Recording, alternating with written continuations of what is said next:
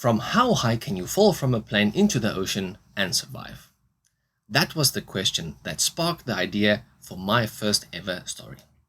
Hi, my name is Mozzie, published author, copywriter and editor, and I'm going to show you how you can take your book idea from imagination to publication.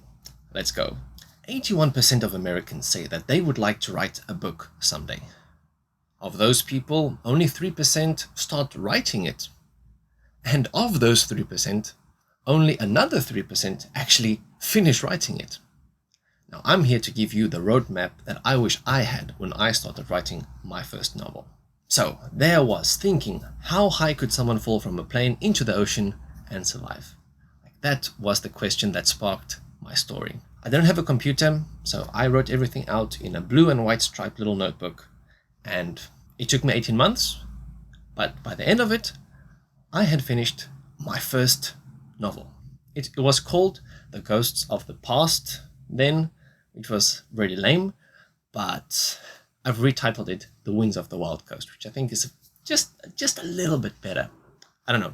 Tell me what you think. Ghost of the Past or The Winds of the Wild Coast? This is video 0 of a series of 16 videos. This video is going to give a general overview of all the steps that I have outlined in the publishing process. As a bonus, I'm going to show you how to do it with a novella that I'm working on right now. It's called We Were Here First. It's an alternative history space thriller set in 1981. And I'm going to show you how I take this book from idea all the way through to publication. This includes outlining, first draft, editing, sending out to ARC readers, getting reviews, getting a book cover, getting it published on Amazon, marketing, and what to do after actually launching your book on Amazon. If that sounds good to you, stick around and make sure to check out all the other videos in the series. I will also be publishing article versions of these videos on my website, mosquitomusings.com. So be sure to check that out. Sign up to my newsletter to receive all updates on my novel and novella. Writing the end in your book is one of the most rewarding and exhilarating feelings that you can have. And it's a long road to there. I'm not going to lie. It's a marathon, not a sprint. But getting to that point is so rewarding. And I want to make that as easy as possible for you. Like, your story deserves to be told. And I want you to get that out to the world. Step 1. Getting your idea and committing to it. Every book or story starts with inspiration. Maybe a character that won't leave your mind. A plot twist that will plunge a cold knife into readers' hearts. Or maybe it's a question that has never been answered. What if this? Or what if that? Those are things that are rich soil for a story to grow out of. But here is what separates dreamers from authors. Writing a book requires dedication and commitment. But the good news is you don't need to be a full-time writer to get a novel published. Even 10 minutes writing a day will get you a finished book. It might not seem like it at the moment, but showing up consistently will get you so far. It will get you to the finish line. So step 1 is taking your idea, choosing one, and committing to that idea. Don't try to juggle a lot of things at once. Especially if you're starting out, decide on one project and see it through to completion. You want to set a daily or weekly word count goal. And I also suggest setting up a spreadsheet or similar tracking method that will help you keep track of how many words you write and on which day. And be sure to include a little place where you can see the total word count. And as you see that tick up, your motivation is going to tick up as well. And then lastly, in this step, you need to tell someone about your project. Maybe you don't want to tell your BFF about it, or your parents, or your partner, whatever. At least talk to someone about it. This can be someone on Reddit, on Twitter, on Instagram, on TikTok, whatever. Just share your project with someone who will help you stay committed. Step number 2 is outlining your story. If you want to see your novel through to completion, you need to plan. How you do that planning will depend on what kind of writer you are. Are you an outliner or a pantser? These aren't really two kinds of authors. They're more like two ends of a spectrum. And most of us will fall somewhere in between these 2 points. If you're more of an outliner, it means that you have more detailed plans, more detailed character arcs, more detailed plot development, and things like that. If you are more of a pantser, it means that you write by the seat of your pants. You start with a character, a plot point, and just let them go and see where they end up. Independent of which kind of author you are, you need at least some kind of outline. At the minimum, you want to write down your beginning, more or less where you want the story to end, and how your characters develop. And it is a good idea to include at least some of the major plot points you want to hit. Like, this doesn't need to be your final structure. This is just a starting point that you can change later as needed. But you absolutely need to have some kind of plan with where you're going.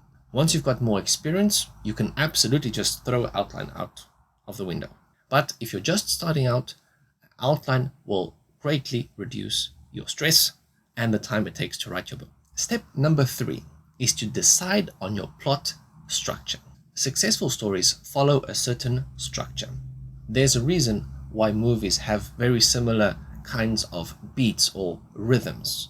The most common structure is the 3-act structure. Act 1 is the setup, where we are introduced to characters, the setting, the world, and the protagonist. In Act 2, we get confrontation. Protagonist, antagonist clash. Stakes are raised, and the plot moves forward, and the obstacles become more and more. In Act 3, when all hope is lost, we get a resolution. This doesn't necessarily need to be a happy resolution, but we just need to have closure. So the 3-act structure is the most common one, but there's also the hero's journey, there's also the 7-point story structure, and of course the famous save the cat beat structure. So having a structure doesn't mean you're limiting your creativity. It is just giving you a framework within which you can develop your story even further. Having a completely blank canvas with no constraints is just going to drain your mental energy. Stick to a formula that works and has worked for centuries. Step 4 is create compelling characters. Characters are what drive great stories forward. Engaging and immersive world building will only get you so far. If your characters suck or are forgettable, you can just as well not even write the book. People remember characters long after they forget what color the boat was. When creating your protagonist, think about what they want. Then think about what they need. What is their motivation? What is moving them forward? How do they move the plot forward? A lot of beginners get this wrong. They let the plot happen to the protagonist instead of letting the protagonist drive the story forward. We can't have an easy journey for our protagonist. There need to be obstacles, and our protagonist needs to change in some form, shape, or way. And of course, we can't forget about our antagonists. They sometimes get less love for some reason. Maybe because they are usually the villain in the story. But anyway, I digress. Our antagonists deserve equal attention. We need to dive into what motivates them. Villains who are bad just because they want to are really shallow characters and poor writing, honestly. You know you've got a good villain on your hands if they believe they are the heroes. And maybe your readers will also start to believe it. We must clearly define the relationship between the protagonist and our antagonist, because that is what's going to create genuine conflict. And of course, we can't forget our secondary characters. They should also all serve a purpose. They must contribute in some meaningful way to our story. Step number 5. Define the rules of your world.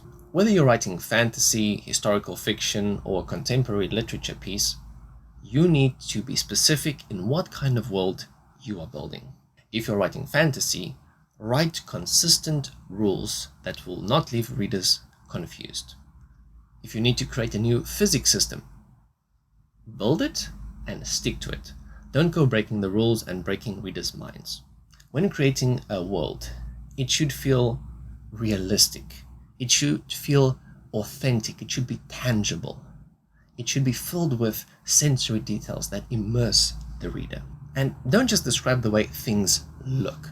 Describe what they smell like, what they feel like, what they taste like, what they sound like. and even what the balance feels like.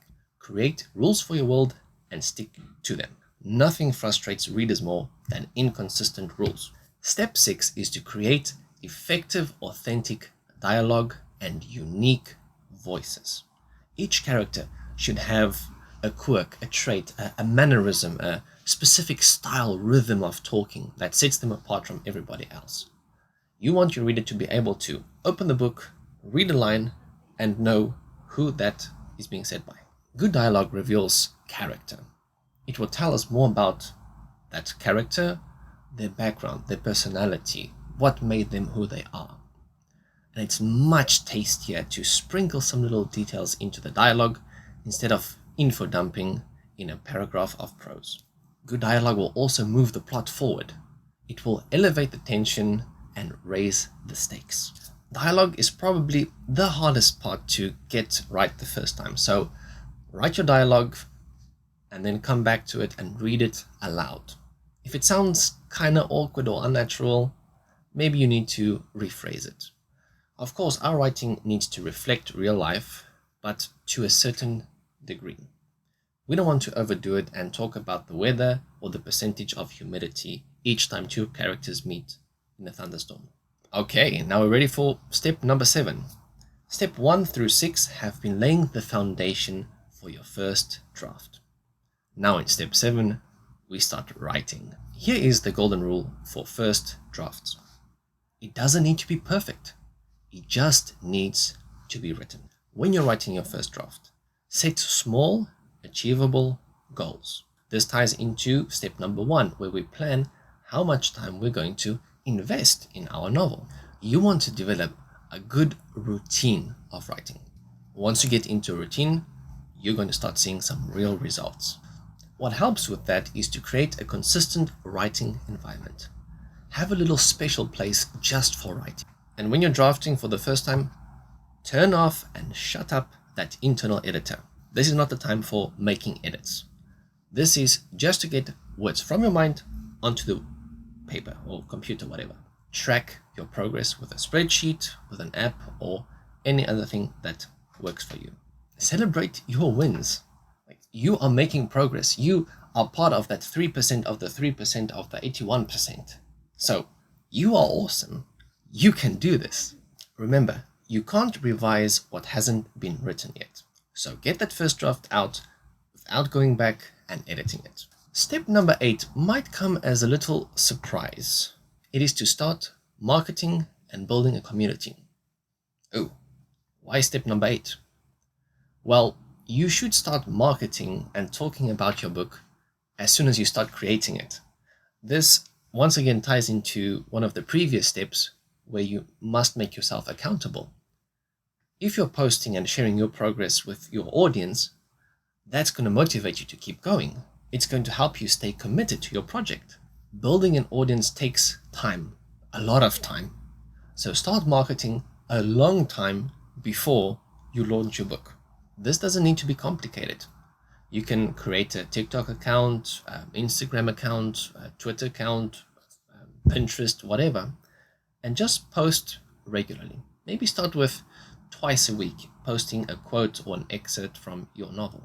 And if you want to take it a step further, you could share some inspiration art, you could share some mood boards, some playlists. All of these things will help start build your community. A word of caution, don't take more than you give. Don't just market your book. Be a part of the reading community. If you want people to engage with your book, engage with others' books as well. So don't just be marketing your book.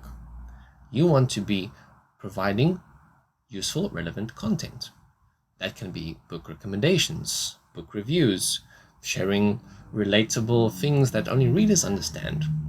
Like, be a reader and not just an author. Give more to the community than you want it to give you.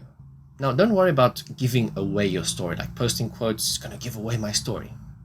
No, like it's probably going to change anyway when you're revising it. And being authentic and sharing your author journey is a great way to build an audience. Step 9, take a break. Now, don't stop writing completely. You can start a new project if you want, but step away for a week or two from your manuscript. If you're patient, unlike me, take a month or two break. What you want to do is to take a step back from the manuscript and come back with a fresh set of eyes. You actually want to forget some of your plot points so that when you read it, it's easier to identify problematic areas. Now, once you do start revising, you want to do this in more or less 3 passes. So start with fixing plot holes, pacing, character arcs, cut chapters, add chapters, or move chapters around. Don't worry about spelling or grammar at this point. Fix the overall picture of the story first. Once you've got that foundation laid, then you're ready to move on to the next step of editing. And this will be a scene-by-scene revision. Within each chapter, does this scene fit? Do scenes go together smoothly? Do they transition smoothly? Are the points of view consistent in a chapter? And here is where you also want to focus more on the emotion of the characters. Start looking at the dialogue. Does it make sense? Does it hit hard? And once that pass of revision is done, then you can move on to line editing. Here's where you would fix the specific word choice for each situation, check out that you don't use the same word too many times, and where you would correct any grammar or spelling issues. This may take 3, 4, 5, or even more drafts. Be patient. Step number 10 is going to be different for each person, but it involves sending your manuscript for revision. If you have the budget, it is definitely recommended to send it out to an editor. Remember, this is after you have done several revisions yourself. Investing in professional editing is an excellent idea. It is not cheap, so it may not be realistic for everybody. At the minimum, you want to get your book in front of someone else. That way they can give you some honest feedback and maybe illuminate some spots that you haven't seen were problematic.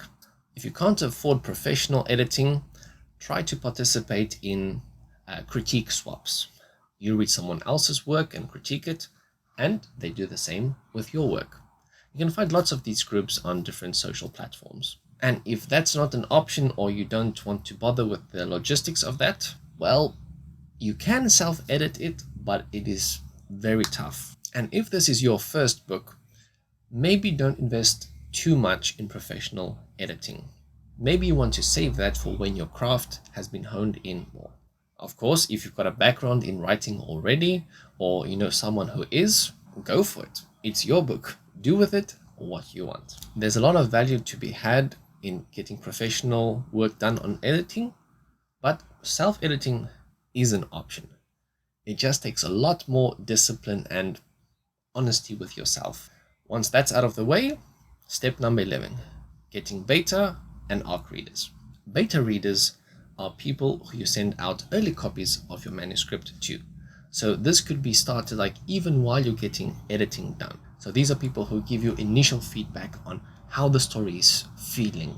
Is it developing nicely? Do they like the theme? Are the characters likable? Are there plot holes? Things like that. And ARC readers are people who receive a nearly finished copy of your book. So this is close to perfection, almost ready to publish, and they are there to give you reviews. These reviews will be used to put on Amazon, on your author page, or wherever else you want to sell your books. Now, once again, you have free options, and paid options. There are groups you can pay to provide ARC readers and reviews, and you can also find ARC readers on many reading forums, on a few specific websites, on some social media platforms. So it really depends on what your needs are and what your budget is. Paid services can maybe offer an accelerated timeline, while free ARC readers might be a bit more difficult to find and might take a longer time to get reviews back from. Beta readers and ARC readers are critical in your book's success, so don't skimp out on this part of the process. Be patient and don't rush. Step 12. This is a cool one. Designing your book cover. If you can only spend money on one part of your book, this is where you should spend it. People judge a book by its cover, regardless of how many times they are told not to do so. If you are a designer or some kind of creative who has experience in designing covers and advertisements and that kind of media, You can definitely try and make it yourself. It's risky, but you can do it. If you've got no money, you can do it. But you're going to have to learn. Don't settle for the first design you come up with.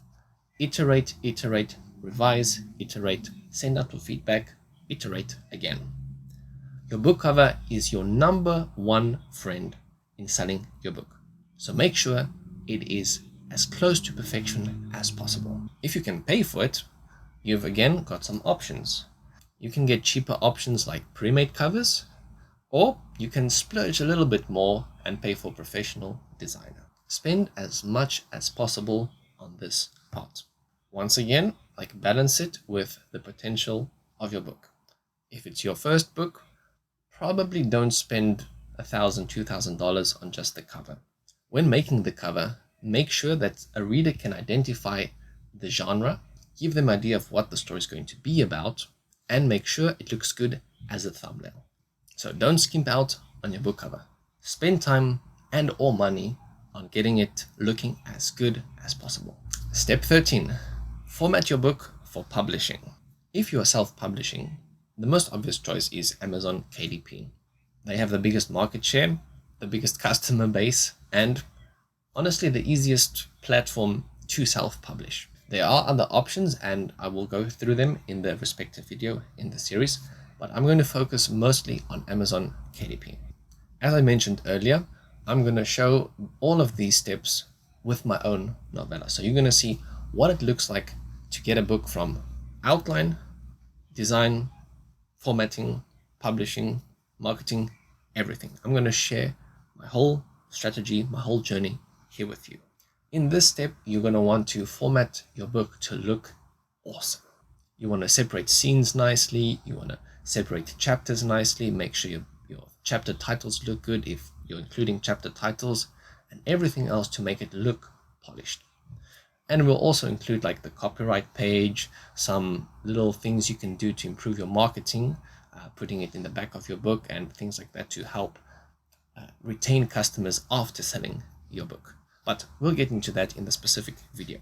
We'll also look at how to write an effective book description, how to use the right keywords in describing it, as well as pricing strategy and launch strategy. Step 14.